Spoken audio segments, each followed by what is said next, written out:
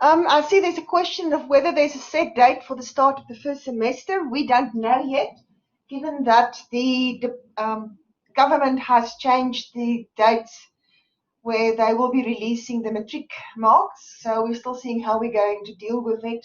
And everything is up a little bit up in the air at the moment. We are at the mercy of government regulations and rules. So just keep watching the websites and keep watching the news, and hopefully we'll get some clarity a little bit later in the year. Are there any other questions?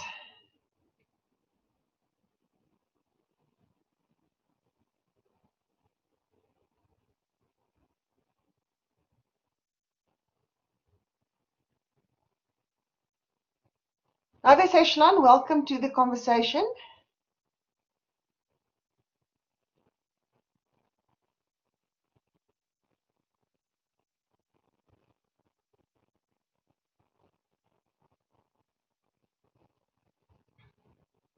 Can I ask, have you all been informed about the selection process and where we are standing, and you've received your invitations?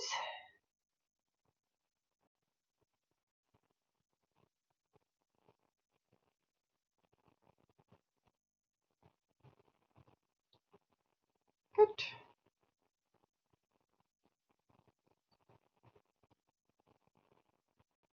So I can see there's a few people who've joined us, but who have not asked any particular questions. Maybe if I can ask you to tell us a little bit about yourself. Where do you come from? Why do you want to study architecture? And why do you think you would like to come and study at UP?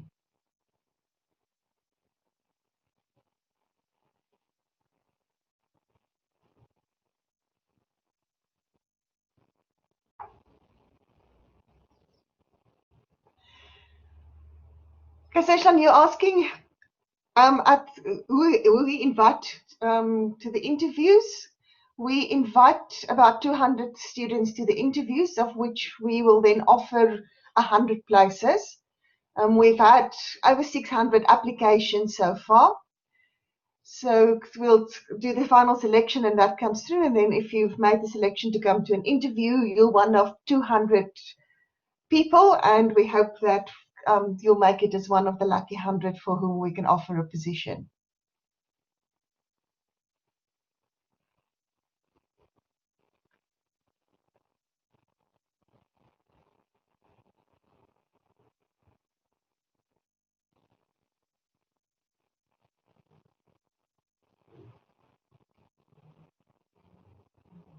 Do you have any other questions around the processes or what you need to do to improve your chances in the interviews?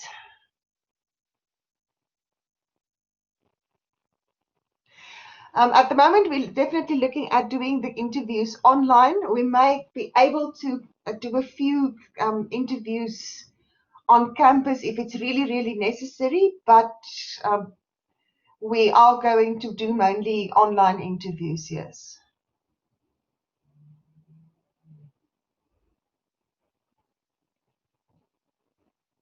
Okay, so for those of you who are here and who have been invited to the interviews and are looking forward to the interviews, I'll give you some inside secrets. What we are looking for is people who who are able to understand what is going on in the world. So you've read some news, you are familiar with what is happening in the world, and you can relate the changes that you are experiencing in the world to the profession of architecture. So, we're going through COVID at the moment where we have to all stay inside, and it changes the way that restaurants are organized, for example, or how we will think about using space. We are struggling with climate change globally. How do we deal with that? So it's being able to take current affairs and bring it back into the topic of architecture. We are also interested in students who show curiosity about the world, um, who read widely, who may have a particular, such as music, and much richer. Yes. Jan, I don't know if you would like to give some feedback from your side. You've sat in a number of the undergraduate reviews. Yes, Krishna, I will do. Yes, like Krishna said, it's important to be aware of the world that you're in and how we talk about it, how we think about it. That's important. We often get the question, I didn't have art. Can I do architecture? Or I didn't have technical drawings. Or can I actually attend this course? That's not a limitation at all. You can so if you have applied and you haven't had those exposure yet, it's important to show us what you can do. So there'll be a portfolio that you're busy with, and you'll submit as well, and simply show us what you can do. There's a set of questions that has been posed to you. Furthermore, in terms of the interview, it's not supposed to be a scary exercise, and we're not there to catch you out and try and see whether we can trick you into strange questions. It's really for us to understand you. So I would suggest that you try to be as make yourself comfortable, don't stress about it, and enjoy it. And I think in the process we will understand you as a person, as an individual. Thanks. I see there's a very interesting question about what is the difference between architecture and civil engineering. For architects, this is a sore point because a lot of people think that civil engineers can design buildings. And that's not quite true. Architecture is about understanding how people use space and then translate this into spaces that serve for their particular function, that is aesthetic, that meets a whole set of requirements in terms of the building regulations, that looks at things like inclusive design, where we allow for design for people to do their for people with different disabilities to be able to access, and looking at things like environmental issues. How do we design a building so that you can use passive strategies to heat and cool the building, to harvest rainwater, to do a whole set of things. Engineers design the structure. That's what the civil engineer do. Their job is to design the structure. So the architect does the big design, and then the engineer comes in and says, okay, well, this is how thick the beam should be. This is how we think we can use a particular material to the best efficiency levels, but they don't actually do the design process. The design and everything that goes with it, to take into consideration all these various factors, that's the job of the architect.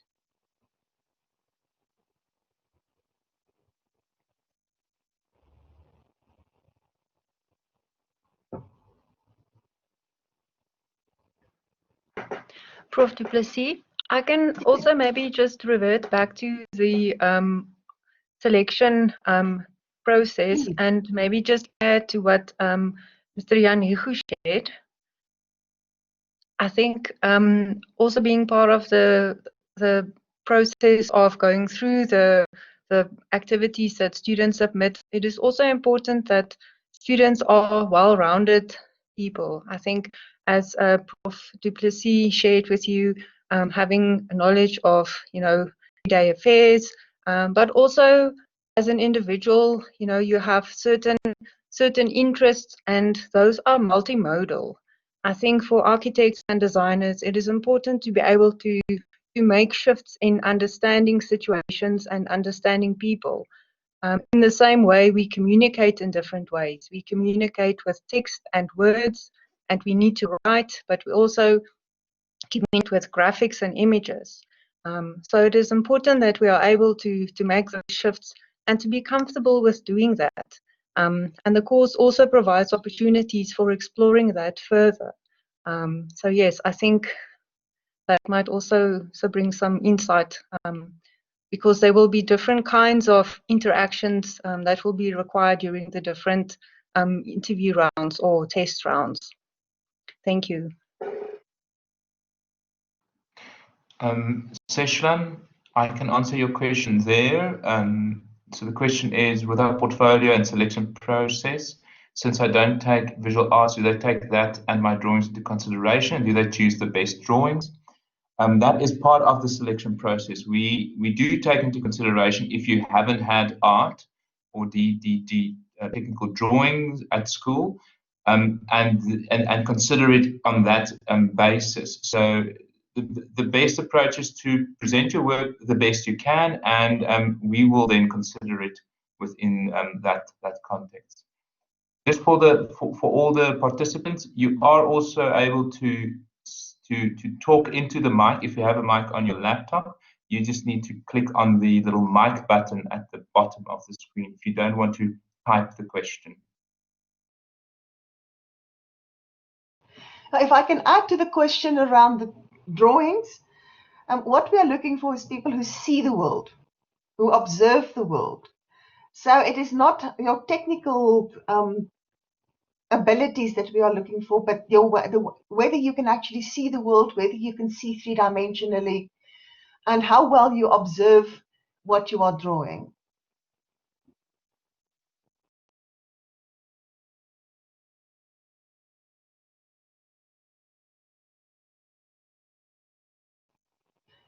Jan, Annika, any further hints that you can give people? Yes, Prof. Du Plessis. I think, as you say, how we observe the world. I think it is important to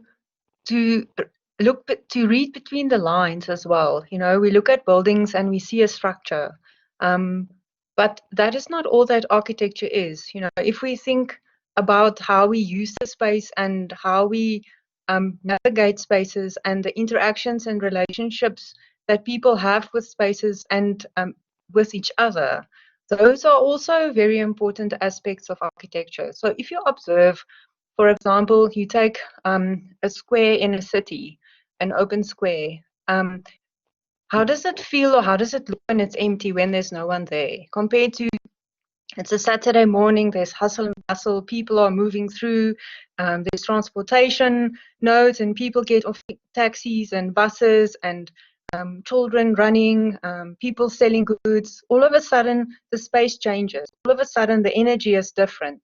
And how does architecture support that? So I think in your understanding of how you see the world, don't just think of architecture and the built environment as a static phenomena or a static container. It is something that houses many different social and dynamic activities and conditions, which makes it meaningful to the user. Yeah, I think that is important to consider. Thank you.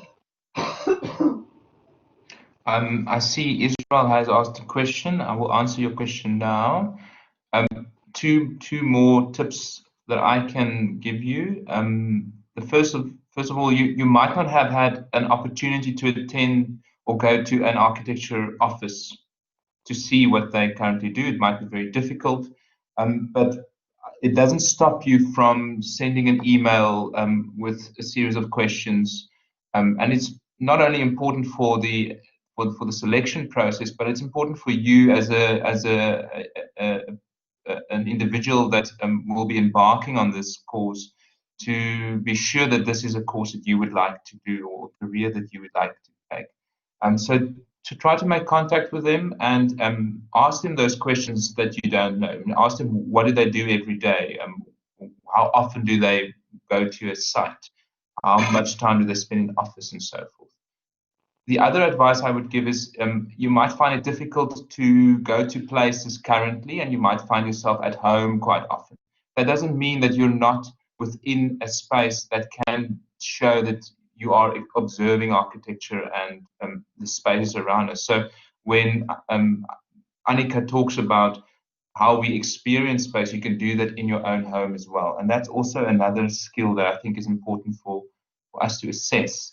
Lastly, if you have traveled before, possibly not this year, but in previous years, those are really important qualities that we do like to know about and that you can share with us.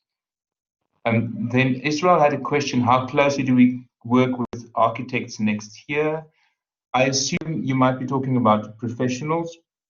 I mean, all all the lecturers are architects, interior architects and landscape architects, so they do.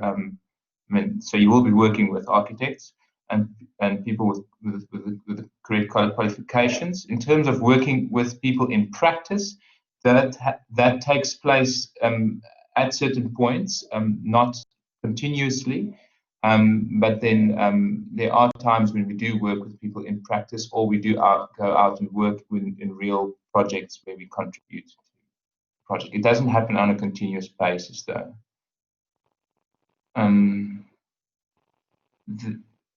Then we can see there's two more questions. I'm currently in grade 11, not sure about portfolio requirements. Are there specific deliverables to make up the portfolio? And that's from Duncan. My advice would be, if you have not applied yet, now the applications for 2021 has closed already, then I would suggest that you do contact the department. Our contact details is on the website. And they will communicate with you regarding the requirements for 2022. Should the COVID crisis subside or things change, we might not necessarily require as much of a portfolio, but there might be a series of selection tests. So my best advice there would be contact them in terms of the requirements for the following year.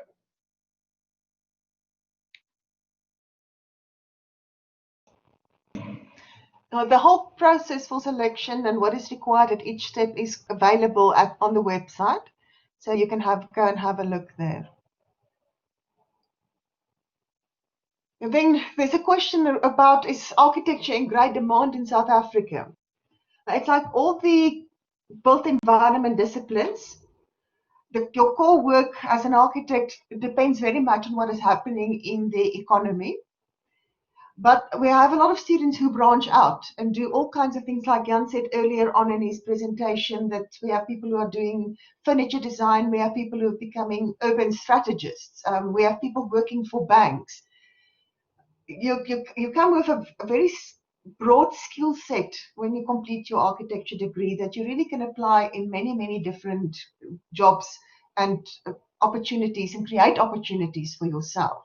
So it's not just about getting a job as an architect and practicing as an architect, but about using the skills that you are learning during your period as a designer. You might find out that you really enjoy working with visual communication, and you end up becoming a designer for web games. You become a virtual world designer, or you work in the film industry. So there's a lot of different ways of using your skill set. So don't get fixated on just becoming an architect as itself. Question about becoming a junior tucky. Not really. It doesn't really help you to get it doesn't give you a better chance to get into the university, but it does help you to better assimilate into the university once you are offered a position. It gives you opportunities for bursaries or links towards bursaries. It tells you what the processes are. So it helps you a lot with becoming a student and understanding what are the things that you do as a student. But it's not a ticket into the university by itself.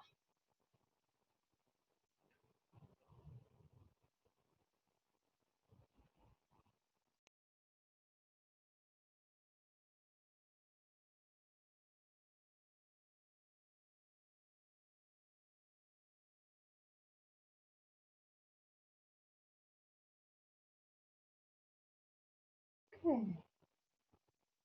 Mr. Hugo, Ms. van Aswegen, do you have any further tips that you can give for experiences? Let me say, there's no such thing as a guaranteed spot. Your physics and maths marks have to be above 50 to be considered. And once you meet that requirement, that's the last time we look at your marks. We then start looking at all the other things that you bring to the table in terms of your portfolio and what you say in the interviews. So marks by themselves are not a guaranteed spot.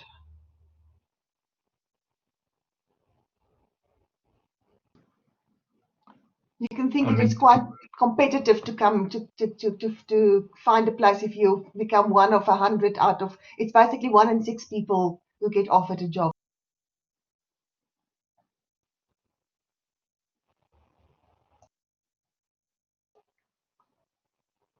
Mr. Hugo, you wanted to say something?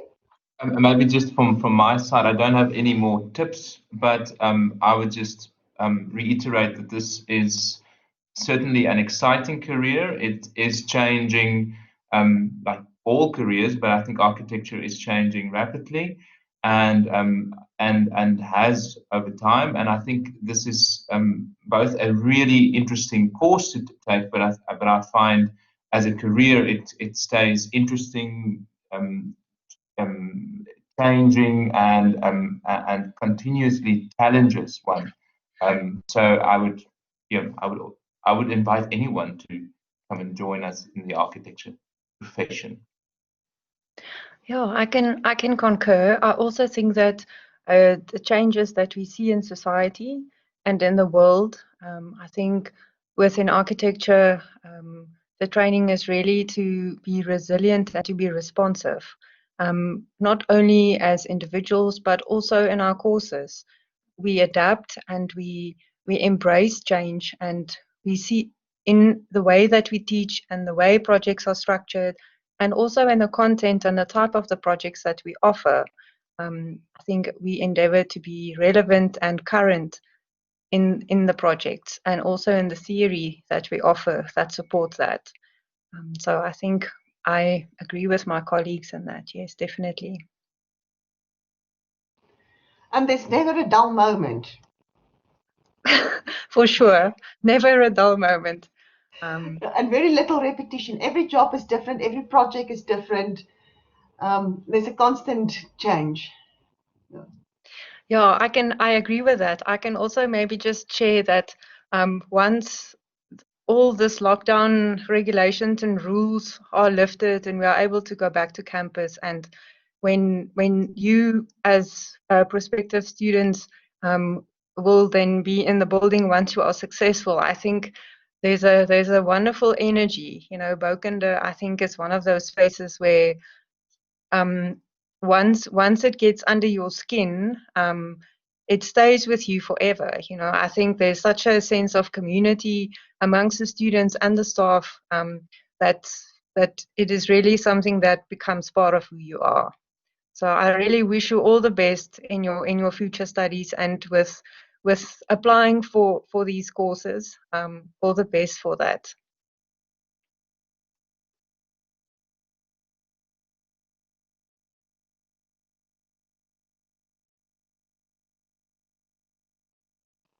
If you have any further questions, you can send an email to arc@admin.up.ca.za, or you can contact Mr. Maloko Motamela, who is our student administrator.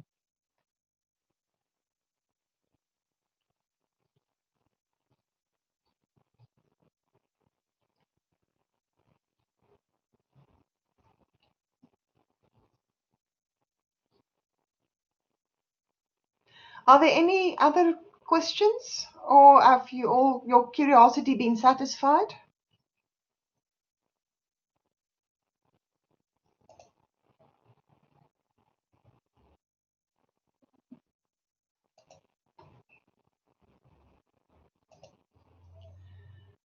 Okay, great. So I see Duncan and Seshan, you're the only people still left on the board. So if you are happy and your questions have been answered, I say thank you very much for staying on and talking to us. And I hope that we'll see you at the interviews and that we see you next year. And the best of luck with your matric exams.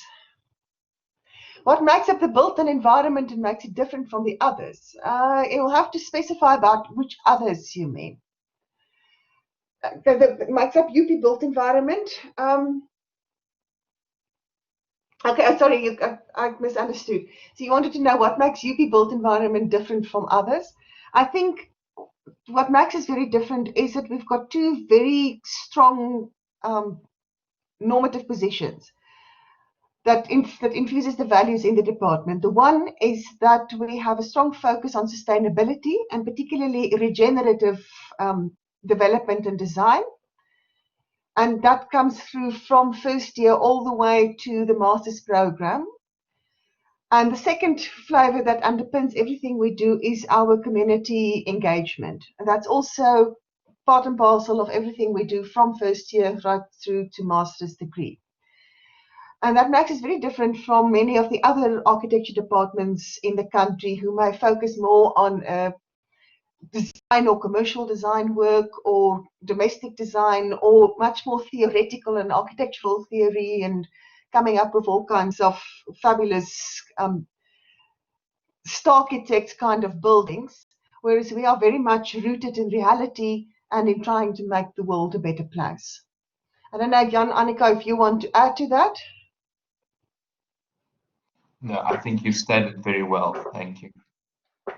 Yeah, I agree. I also think, just to add, we also, because we have the 3 different disciplines that we integrate, I think if I speak about disciplines, I speak about different scales. So whether it's an architecture degree that we are able to zoom in and look closer and more intimately at how people live and what are the rituals and traditions that support particular living or working scenarios.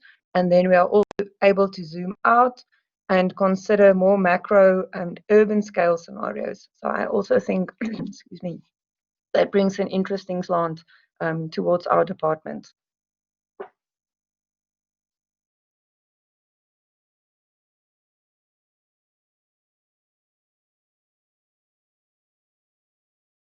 Oh, welcome, Charles. We're almost at the end of our session. We've got 2 students left. So, Duncan, thank you very much. If you don't have any other questions, Session, you've been asking some really good questions. And I hope that we see you. If you've got any further questions, please don't hesitate to contact us through one of the email addresses. Hi, Prof. Yes. Hi. Yes, Prof. So I just joined now. I was on the other rooms. Okay, I see the recording is on. I just wanted to confirm if everything is in order because I just joined now. Yes, no, thanks. Everything worked, and we've had some good questions coming in from our prospective students. But I think we are now at the end of the session. All right, Prof. Prof, what I also noticed, yes, what I also noticed is some students are in other rooms and they might join this one as soon as they are done. I don't know if maybe Adriana did let you know that this will go on for like an hour so that we can accommodate everyone. But so when does the hour come to an end? We started at 10:45, so I think we have like let's say 20 minutes left. But it looks like not many students are coming into this room. Maybe if you can wait for like 5 minutes, then you can wrap it up. That will be fine as well. Okay, thank you. Yes, because what I've noticed, Prof, is in my room where I'm in town and regional planning, students are now entering. They are now coming from other rooms to ask Prof questions in the town and regional planning. So I don't know. We'll wait another 10 minutes or so and see what happens. Thank you so much, Prof. I appreciate that. Thank you, Charles. Thank you, Jan. How did the Thanks, question Charles, and answer? Yes, sorry, Annika, you were saying something. Thanks, Charles, for all your support and your assistance this morning. You're welcome. You're welcome. How was the question and answer session so far? Was it good? Yes, I think we had good questions. I think the learners asked questions from different perspectives, focusing on different aspects, from career opportunities to selection, and yeah, I think it was a good session. All right, perfect. I'm happy to hear that. I wish I could have asked a question too. Am I still allowed to maybe to ask something regarding architecture? Well, we here, Oh, you yes. can. Of course. So usually our students ask us when we go to expos on a normal EBIT week, they ask us what's the difference between an architect and a civil engineer, who's more important. So I don't know if if Well, you you, can tell them the civil engineer works for the architect. Yeah. Yes. so the architect is the boss. In spite of construction economics trying to tell the whole world that everything is run by quantity surveyors. None of them can do anything without the architect. I agree, Prof. There has to be planning. There has to be planning behind every design or any structure standing up. So, because architecture looks at much more than just the structure. Yes. Where the engineer looks at the structure, the architect looks at a much broader set of things to understand what is really needed and take into account a whole different set of requirements. Yes, Prof. I remember one learner we had years back said to me, he said, in my opinion, I think architects dream about it and engineers make it happen. How true is that statement? Well, let me tell you, an architect's job is about 10% design, and the rest of it is trying to get the entire project team to do what they're supposed to be doing. Yes.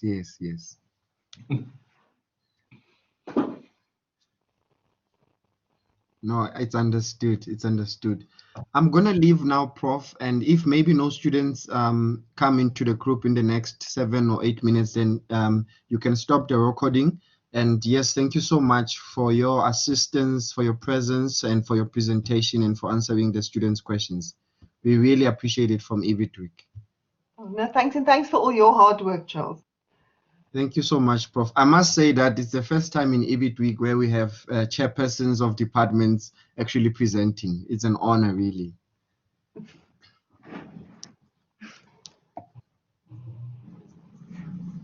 Thank you, Charles. Okay. So, hoe gaan dit met julle tweeetjies? Nee, het gaan goed, dankie Krishna. Julle Ja, baie Recording afsit of sal ons dit aanhou? ja. Ek glo afsit, hulle kan weer 'n rekord, ons kan weer